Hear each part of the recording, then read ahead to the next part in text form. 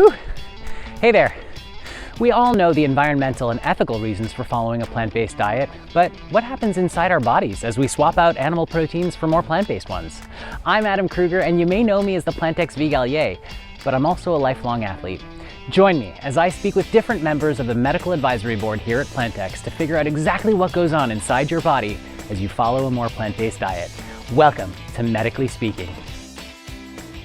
How exactly does a plant-based diet affect your performance? On this episode, I spoke with Dr. Paul Gross, a family physician here in Vancouver who specializes in men's health and the immune system, all about what happens when you switch to a plant-based diet and how it affects your performance.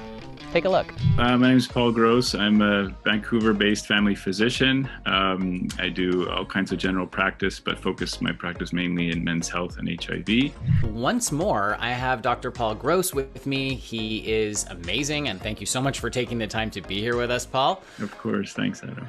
Yeah, no, absolutely. So in a past episode, we did discuss, how a plant-based diet affects the immune system. And today, I want to talk to you real briefly about athletic performance and a plant-based diet. So as so many people know at this point, Netflix released a movie called The Game Changers, which basically implied that being on a plant-based diet means you're going to become a superstar athlete, which obviously we know there's so much more that goes into it, but the science has shown that a plant-based diet can actually positively affect overall athletic performance and reduce recovery time. So can we discuss this a little bit? Yeah, it's fascinating to see that field evolve over the past decade. Even as a sports fan and, a physician, and I have an undergrad in kinesiology and been kind of athletic and active my whole life, we've kind of experienced it ourselves, as it evolved in the world, kind of noticing that plant-based diet really does improve performance.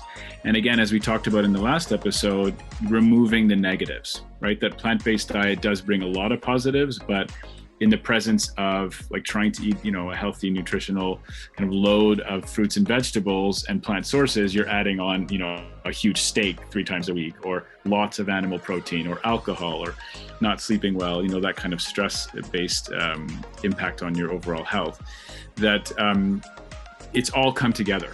And so to perform at a very high level as an athlete, you have to focus on nutrition, you have to focus on stress reduction, you have to focus on recovery and optimizing sleep. And but I think honestly that stuff has all come, but would never have the foundation of benefit without what's been learned over the past few years in terms of the benefits of plant-based over a diet. For example, whole football teams in the Game Changers movie took over a plant-based diet for their entire team. And, virtually all the athletes noticed an instant improvement, in terms of recovery, in terms of how much work their gut was doing to digest the food they were eating. Football players eat a lot of food. I've seen it myself, in the cafeteria in between practices. They eat a lot. So when you think about over the years, and even hockey players used to talk about, on the road, eating these big pastas right before a game, or, the night before a game, and obviously loading up on alcohol and, trying to make it work and, being superhuman. It's just it's not the way to perform. And now with the way sports science is going, if you're not at the cutting edge and you're not doing what everybody else is doing, you have no chance. So this is where, nutrition does come in, and where focusing on plant-based lifestyle, a lot of athletes have, obviously Tom Brady's probably the poster child for what plant-based kind of nutrition can do, and his performance is unquestionable this late in his career. And so, what we're seeing is even the average Joe, so to speak, the weekend warrior, incorporating that. And when we've talked about plant-based in other aspects of our collaboration with you and PlantX, Adam, it's just about more plants. It's not about becoming a vegan. It's not about, having an incredibly restrictive diet and lifestyle. It's just more good things and less bad things. And I think through that, you understand the full benefits. So it is pretty impressive where we're headed with this. And I just can't see us going back all of a sudden saying, well, it would be great to go back to eating, a T-bone every second night after practice, got to get my protein. So it's just remarkable. And when we talk about athletic performance, whether it's at the Olympic level or in pro sports, it's all about recovery. So whatever it takes to bring your body to that place of readiness and performance for the next practice or the next event. If you could only practice, at an intense level 3 times a week, then your competitor who's practicing 5 to 6 times a week is obviously getting a leg up on you. That makes perfect sense. Practice makes perfect, right? And so there are definitely high-level athletes who do not follow a plant-based diet. However, I believe, and correct me if I'm wrong, but the science has shown that recovery times for people who do follow a plant-based diet, so you go and you have that insane workout, but then when you're ready to go and do that next insane workout, the time between those two becomes shorter as you follow a more plant-based diet. So first of all, just make sure that I'm correct in stating this, because I don't want to say anything that's not true, but so A, is that true? And B, what is it that you think, in your professional opinion, causes these reduced recovery times for people who are following a plant-based diet while trying to operate at the highest levels of their athletic careers? Or just, the weekend warriors, of course, too. Yeah. I think that, the truth about recovery time is evolving. There's a lot of interesting science and research kind of showing, it's interesting how long it takes for us to kind of, in the medical community, assume something is fact, or dogma. It takes many, many years, often more than 10, years of research for things like this to kind of change the paradigm and give us a confident sense that is in fact true.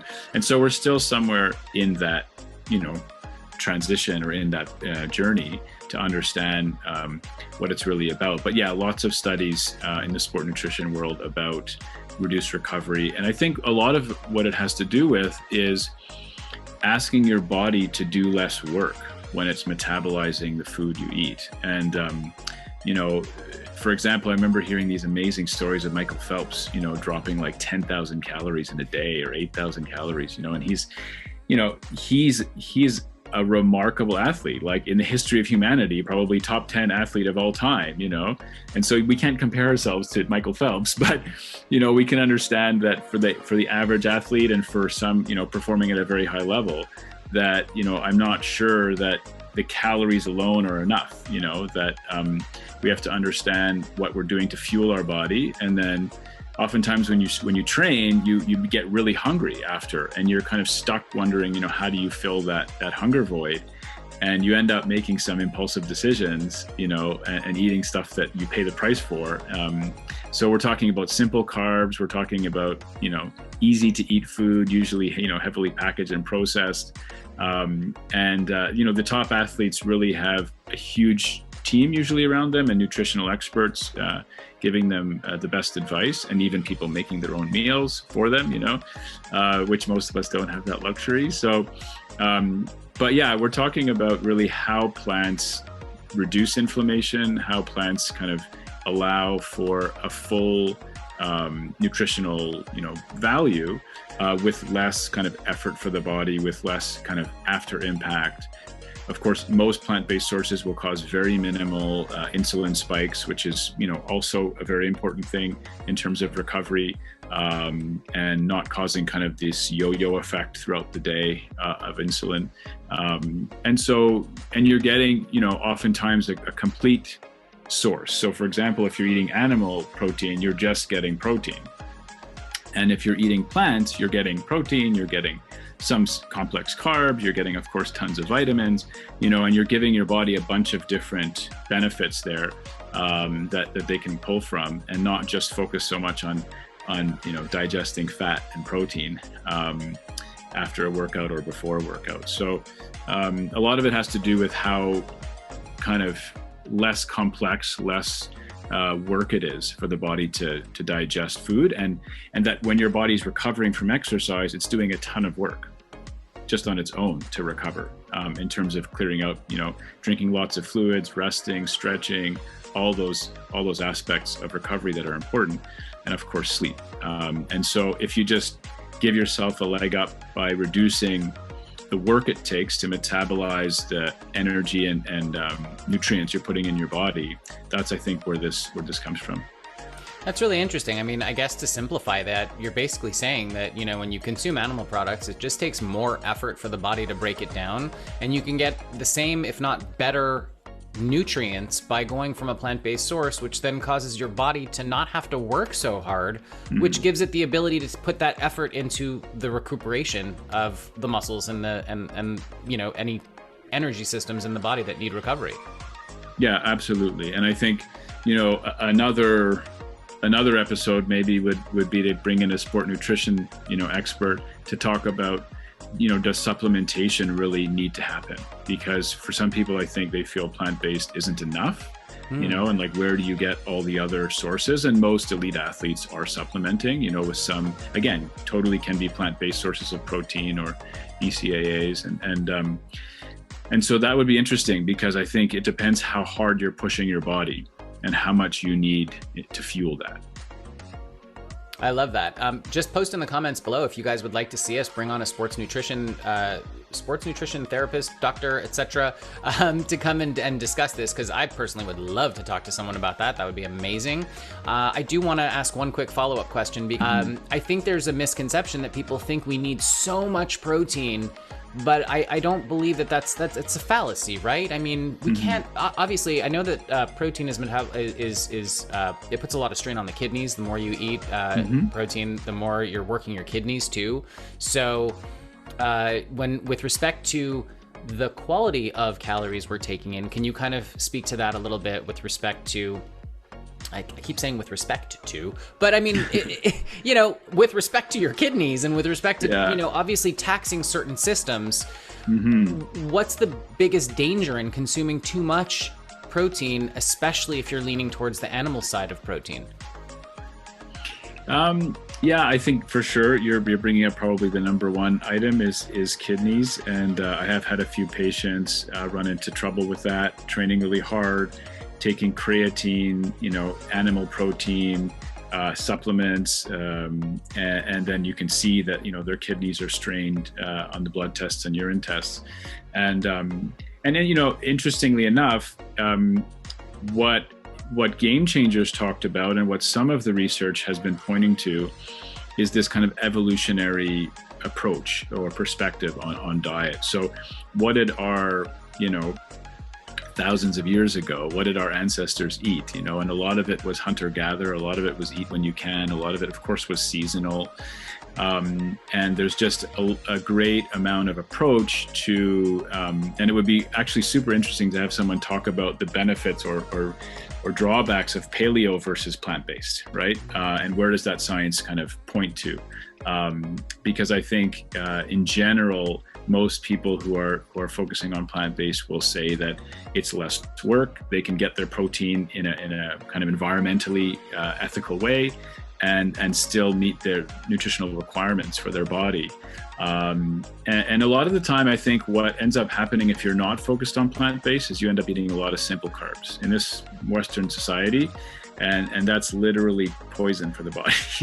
Like any simple carb it goes straight to the brain. It gives us that satisfaction, like you said, a plate of French fries, but you're getting about as much valuable nutrition as like a stalk of celery, so I think you're getting a ton of drawbacks too, right? A lot of negative with a plate of French fries, but it's easy, right? And a lot of people say post-workout, they just want to have something, like you said, to hit that hunger.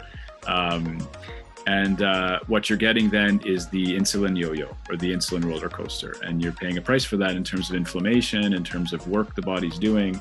And a lot of the time, I think, as people progress in a plant-based diet, they see the benefits. It's not overnight, but in my experience and with patients of mine who are athletes and just reading about it, usually within a month, it doesn't take long. It's a couple of weeks to turn the system around and get a benefit that, frankly, from most diets like intermittent fasting or high fat diets, low carb diets, within a few weeks, your metabolism has adjusted. So that's the same with plant-based. You should expect a different feeling from a plant-based diet, and with respect to athletic performance, that's a very well recognized benefit for the body. Well, there you have it. I mean, at the end of the day, I want to say that there's no negative to going plant-based. Only so many positives to be had. Dr. Gross, Paul, thank you so much for being here with us again today. Always insightful. Yeah. Well, I hope you learned something new here today, because I sure did. If you have any questions, just put them in the comments below, and we'll address them in a future episode. Until then, stay fit, stay healthy, and eat more plants. See you next time.